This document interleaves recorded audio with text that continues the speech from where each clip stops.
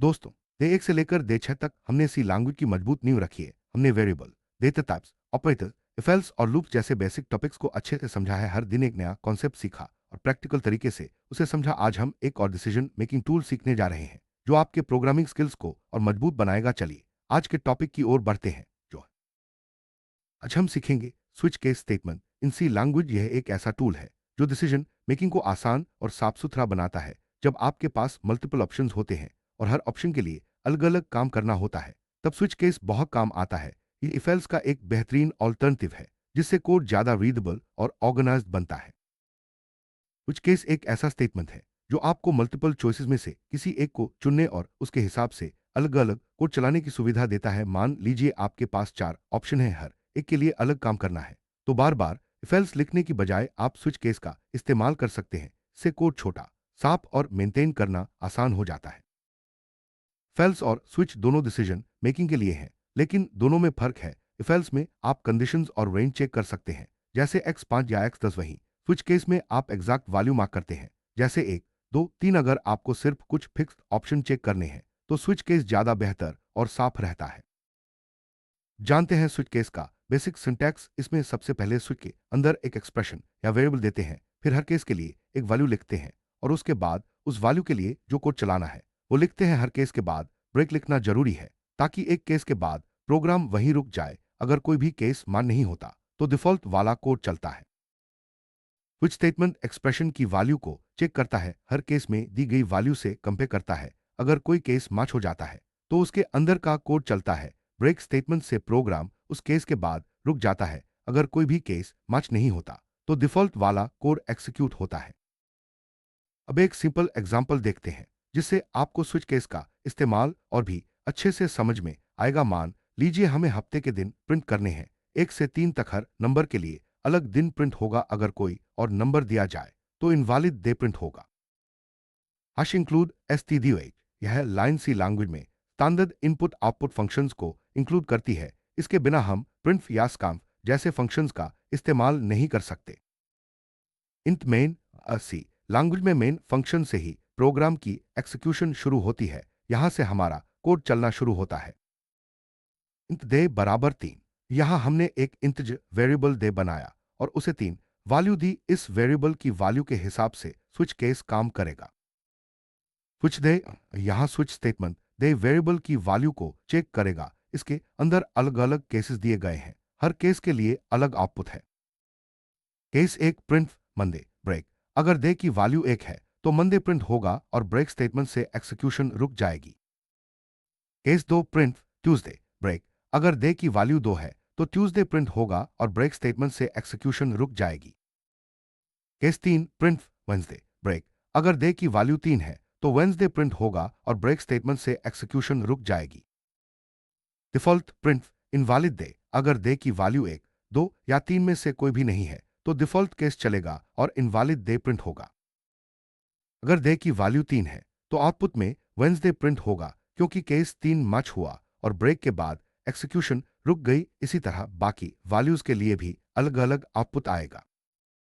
Switch case और if else में सबसे बड़ा फर्क यह है कि स्विच सिर्फ एग्जैक्ट वैल्यू मार्क करता है, जबकि इफ एल्स में आप कंडीशंस और रेंज भी चेक कर सकते हैं। अगर आपके पास ऑप्शंस फिक्स्ड हैं तो स्विच केस ज्यादा ऑर्गेनाइज्ड और रीडेबल रहता है।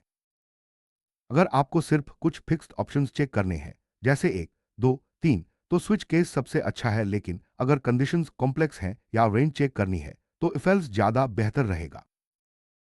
स्विच केस में ब्रेक स्टेटमेंट बहुत जरूरी है। अगर आप ब्रेक नहीं लिखेंगे तो एक केस के बाद बाकी केसेस भी एक्सिक्यूट हो जाएंगे, जिसे फॉल थ्रू कहते हैं। इससे आउटपुट गलत आ सकता है, इसलिए हर केस के बाद ब्रेक लिखना न भूलें। फॉल थ्रू तब होता है जब आप ब्रेक स्टेटमेंट नहीं लगाते। ऐसे में एक केस के बाद बाकी केसेस भी बिना चेक किए एक्सिक्यूट हो जाते हैं। इससे प्रोग्राम का लॉजिक बिगड़ सकता है। डिफॉल्ट केस का काम है जब कोई भी केस मैच ना हो तब एक कॉमन आउटपुट देना। इससे यूजर को पता चलता है कि उसकी इनपुट वैलिड नहीं थी। हर स्विच स्टेटमेंट में डिफॉल्ट केस रखना अच्छी प्रैक्टिस है। स्विच केस का सबसे बड़ा फायदा है कोड को साफ, छोटा और ऑर्गेनाइज्ड बनाना। जब ऑप्शंस ज्यादा हों तो बार बार इफ एल्स लिखने की जरूरत नहीं पड़ती। इससे कोड पढ़ना और मेंटेन करना आसान हो जाता है। स्विच केस सिर्फ इंटीजर चार या इनम वैल्यूज के लिए काम करता है। आप फ्लोट, डबल या स्ट्रिंग वैल्यूज के लिए स्विच केस नहीं चला सकते। अगर आपको कॉम्प्लेक्स कंडीशंस चेक करनी है तो इफ एल्स ही इस्तेमाल करें। स्विच के अंदर आप सिर्फ ऐसा एक्सप्रेशन दे सकते हैं जिसकी वैल्यू इंटीजर चार या इनम हो, जैसे स्विच एक्स प्लस 2 या स्विच वेरिएबल पूर्णविराम। इससे फ्लेक्सिबिलिटी बढ़ती है, लेकिन डेटा टाइप का ध्यान रखना जरूरी है। आप चाहें तो एक ही कोड के लिए मल्टीपल केसेस भी लिख सकते हैं, जैसे case 1, case 2, print same output, break. इससे दोनों वैल्यूज पर एक ही आउटपुट मिलेगा। ई लैंग्वेज में आप स्विच के अंदर भी स्विच स्टेटमेंट लिख सकते हैं, जिसे नेस्टेड स्विच कहते हैं। इससे कॉम्प्लेक्स डिसीजन मेकिंग पॉसिबल होती है, लेकिन कोड को ज्यादा कॉम्प्लेक्स न बनाए। कोड में कमेंट्स लिखना हमेशा अच्छी प्रैक्टिस है। हर केस के आगे शॉर्ट कमेंट लिखें, जिससे कोड पढ़ने वाले को समझ आए कि कौन सा केस क्या कर रहा है। इंडेंटेशन यानी कोड को सही तरीके से स्पेस देकर लिखना, इससे कोड पढ़ना और समझना आसान हो जाता है। हर केस और उसके कोड को सही से इंडेंट करें। अगर यूजर गलत इनपुट देता है तो डिफॉल्ट केस से एरर हैंडल करना आसान हो जाता है। इससे यूजर को पता चलता है कि उसकी इनपुट वैलिड नहीं थी।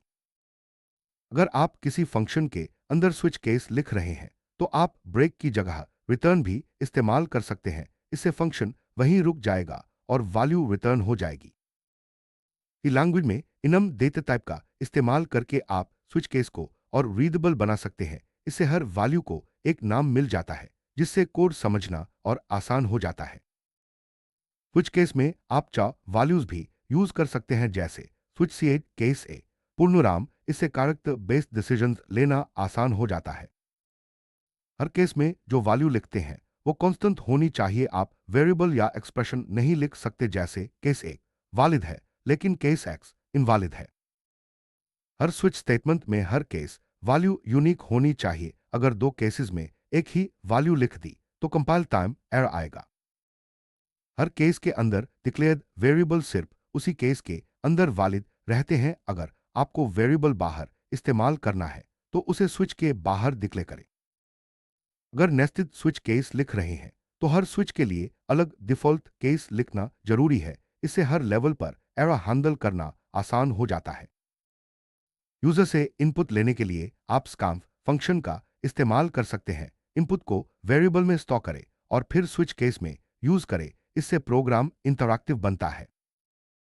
अब एक प्रैक्टिकल टास्क करते हैं, जिसमें यूजर से नंबर लिया जाएगा और उसके हिसाब से कलर प्रिंट होगा। यह एक्सरसाइज आपके कॉन्सेप्ट को और मजबूत करेगी। स्टेप एक, यूजर से नंबर ले। इसके लिए आप प्रिंट और स्कैम्फ का इस्तेमाल करें। प्रिंट से यूजर को इंस्ट्रक्शन दें और स्कैम्फ से इनपुट ले। स्टेप दो, स्विच केस में इनपुट वैल्यू को चेक करें। अगर वैल्यू एक है तो रेड प्रिंट करे, अगर दो है तो ब्लू प्रिंट करे, अगर तीन है तो ग्रीन प्रिंट करे, बाकी किसी भी वैल्यू के लिए इनवैलिड प्रिंट करे। स्टेप तीन, हर केस के बाद ब्रेक स्टेटमेंट लगाना न भूले। इससे सिर्फ वही आउटपुट आएगा जो यूजर ने इनपुट दिया है। डिफॉल्ट केस में इनवैलिड प्रिंट करे। अगर यूजर एक इनपुट करता है तो आउटपुट रेड होगा, दो इनपुट करने पर ब्लू, तीन पर ग्रीन और बाकी किसी भी वैल्यू पर इनवैलिड प्रिंट होगा। इससे आपको स्विच केस की वर्किंग अच्छे से समझ में आएगी। इस प्रैक्टिस टास्क से आपको स्विच केस की रियल लाइफ एप्लीकेशन समझ में आएगी। आप देखेंगे कि कैसे यूजर इनपुट के हिसाब से अलग अलग आउटपुट मिल सकता है। आज आपने सीखा स्विच केस स्टेटमेंट क्या है, कैसे काम करता है और इसे कब और कैसे इस्तेमाल करना चाहिए। साथ ही प्रैक्टिकल एग्जाम्पल और प्रैक्टिस टास्क से कॉन्सेप्ट और भी क्लियर हो गया होगा। कल हम सीखेंगे functions in C language. Function से आप अपने कोड को और मॉड्यूलर, रीयूजेबल और ऑर्गेनाइज्ड बना सकते हैं। अगले सेशन में मिलते हैं, तब तक प्रैक्टिस करते रहें।